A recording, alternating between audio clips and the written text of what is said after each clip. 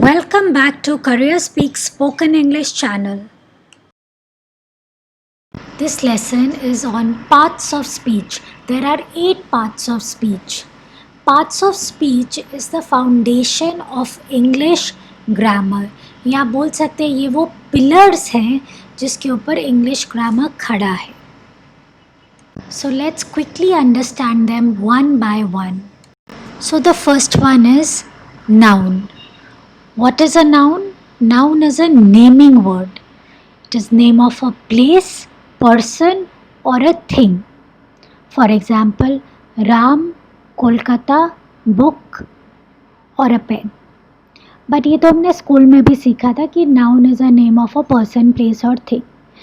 But do you know that किसी feeling के name को या किसी quality के name को भी वो भी noun होता है. For example, happiness. It's the name of a feeling. Courage, it's the name of a quality. This is also noun. Now you know that an English sentence format is subject plus verb plus object. So generally we see that जो noun या pronoun होता है वो या तो subject में आता है या object में. So for example, Ram lives in Kolkata. So इसमें noun क्या है? Ram is a noun and Kolkata is also noun. So you can see कि Ram subject में आया है and Kolkata object में. Now let's see कि कौन सा noun subject में आएगा और कौन सा noun object में आएगा. It's very simple. जो noun action कर रहा है, जैसे इस sentence में lives जो verb है वो कौन कर रहा है? राम कर रहा है. ठीक है. सो करने वाला जो नाउन है वो सब्जेक्ट में आएगा और जिसके ऊपर एक्शन किया जा रहा है वो जो नाउन है वो ऑब्जेक्ट में आएगा. Next one is a verb. Now सभी पार्ट्स ऑफ स्पीच में से सबसे ज़्यादा important is verb, because sentence में नाउन, प्रोनाउन, एडजेक्टिव नहीं हो तो चलेगा, बट अगर वर्ब नहीं हो तो हम सेंटेंस नहीं बना सकते. सो वर्ब होना मस्ट है सेंटेंस में. So what is a verb? Verb is an action word. जो भी वर्ड हमें कोई एक्शन बता रहा है that is a verb. For example run, walk, play, talk, sleep, think, these are all verbs. Also जो वर्ड हमें स्टेट ऑफ बीइंग बताते हैं वो भी वर्ब्स होते हैं. For example is, am, are, was, were, etcetera. इनका ज़्यादातर मीनिंग होता है, हूँ, था, थे. Now verb has 3 forms: V1, V2, V3. V1 is the infinitive form, V2 is the past form and V3 is the past participle. Verb का 3 forms आना बहुत ज़रूरी है. इसी के ऊपर tense पूरा based है. So बहुत सारे verbs regular verbs होते हैं, उसका V2 और V3 form में just ed हम add कर देते हैं. So for example, play, played, played. But there are other verbs जो पूरा change हो जाते हैं. For example, eat का V2 ate होता है and V3 eaten होता है. तो these are called irregular verbs. So irregular verbs का chart you must know.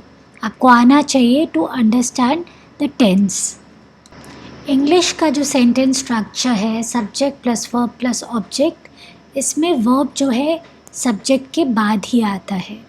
For example Ram lives in Kolkata. तो what is the verb?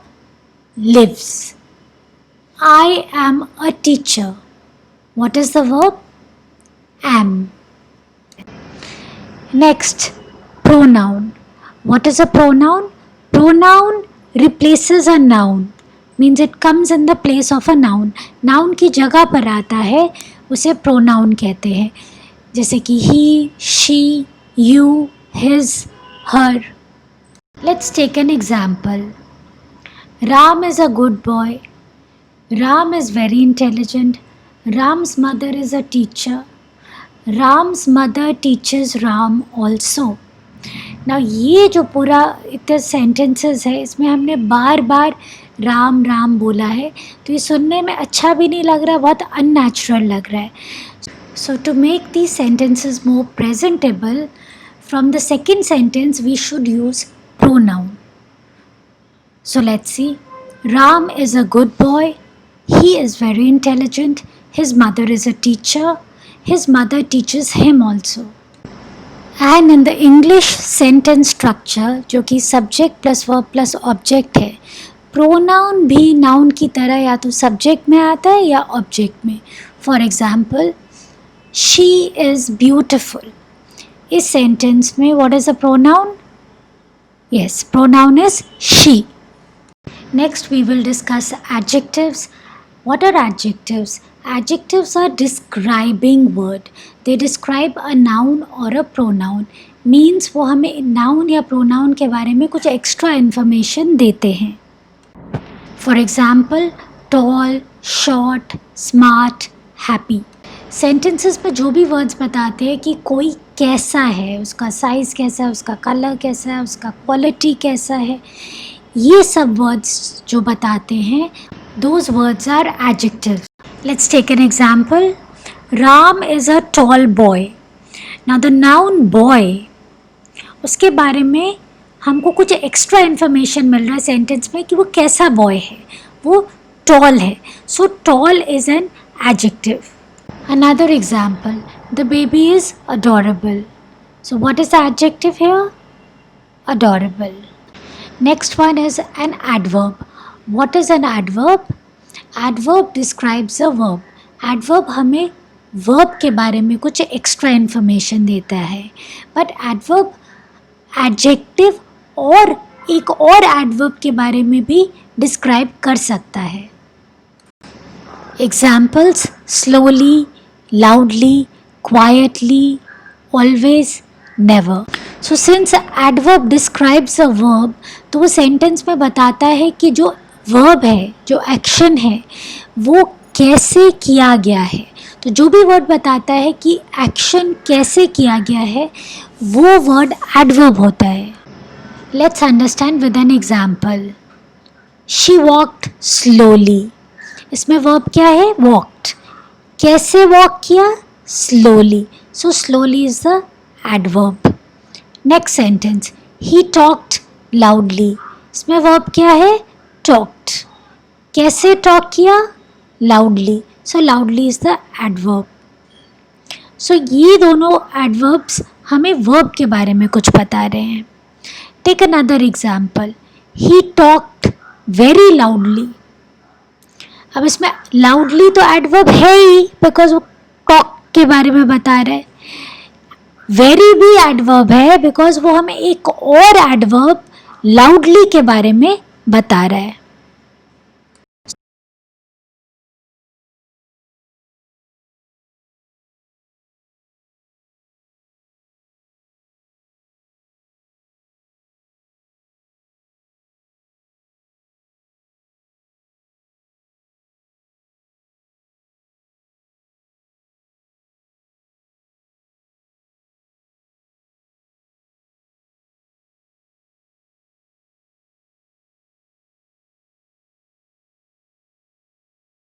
Next one is conjunctions.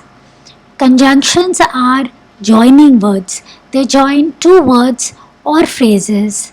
Conjunctions दो words को या दो sentences को join करते, इसलिए उसको joining words भी बोला जाता है.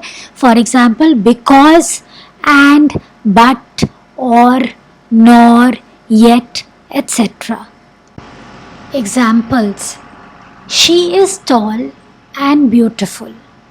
एक्चुअली ये दो सेंटेंसेस हैं, शी इज़ टॉल और शी इज़ ब्यूटिफुल. इसको हमने एंड लगा के एक सेंटेंस बना दिया है, she is tall and beautiful. Similarly, the dress was nice but very expensive. इसमें क्या कंजंक्शन है? But. Next one is prepositions. What are prepositions? Prepositions are these small words, for example, in, on, at, etc. ये noun या pronoun से पहले आते हैं और हमें उसकी place, time या position, etc. के बारे में बताते हैं. Let's take an example. I left my keys on the table. इसमें जो noun है keys, उसका position क्या है? On the table. So on word उसका position बता रहा है. Next sentence, the class is at 7 p.m.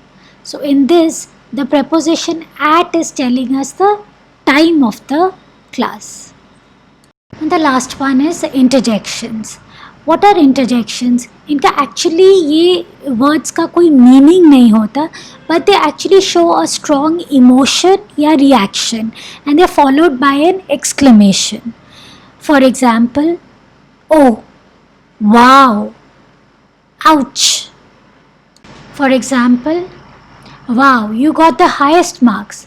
So in this sentence, the word wow, this is an interjection.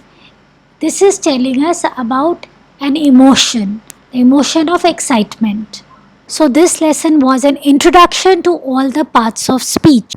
But if you want to learn all the parts of speech in detail, like prepositions, conjunctions, pronouns, तो हमने ये हर parts of speech के ऊपर अलग videos बनाए हैं पूरा detail में.